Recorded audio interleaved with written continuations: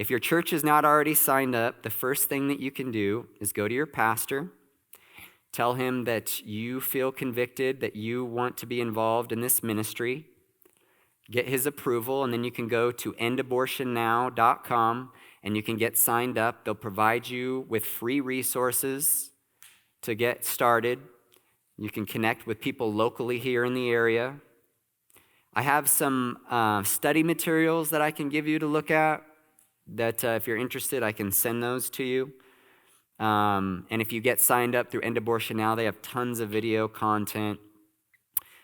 Do the research. Research your local abortion centers in the area. Speak to those who are already going and talk to them about it. Find out where the property lines start and end, the noise ordinance laws in your area, where the sidewalk, what the signage is, and there's people here who already know that. So don't worry about figuring it out. There's some people here who already know that I can connect you with. Put together pamphlets. I know a lot of people here already have put together pamphlets, resources to hand to people as they're going in and out. We also have some things that we can give to you. Find out about the local pro-life pregnancy centers that you can get a list together of and send people to.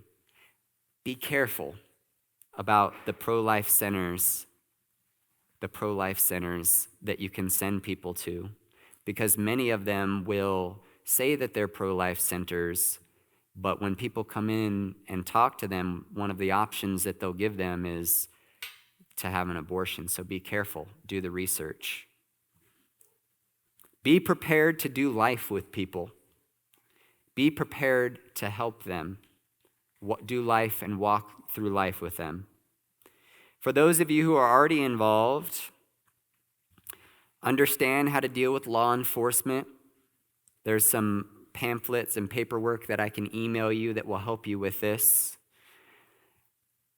Have a GoPro or a camera with you on and filming to protect yourself. Sometimes things happen, guys, and we need to protect ourselves. It's important. It's important. People will say all the time, they'll accuse us that we did something. We need to have recordings to protect ourselves. Don't go out alone. You speak to your church about this, but I know that our church, our ministry doesn't recommend that you go out alone.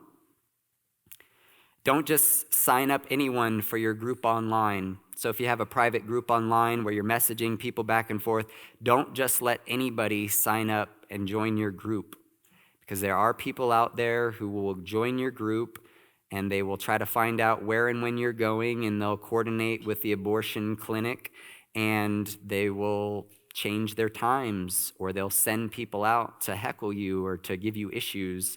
So be careful. I recommend, and this is for people who are already going, just some tips.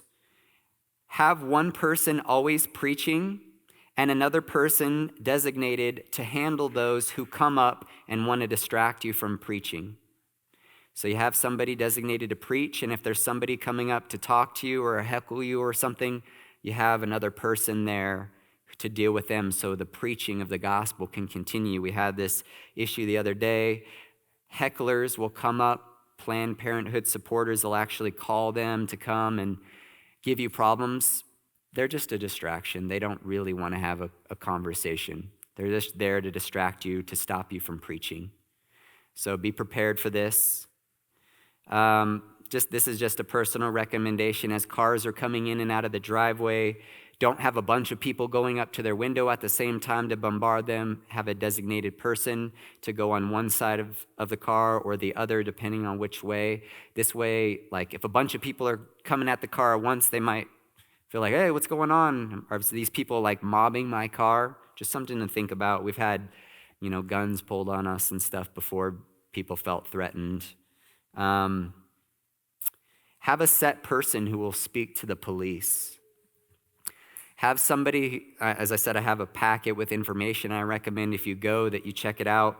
But have somebody designated to talk to the police who knows how to interact with them, who maybe already has a relationship with them.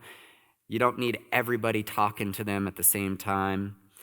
So I don't know the laws here in Utah, but in Arizona, if you haven't committed a crime, you don't need to give them your ID.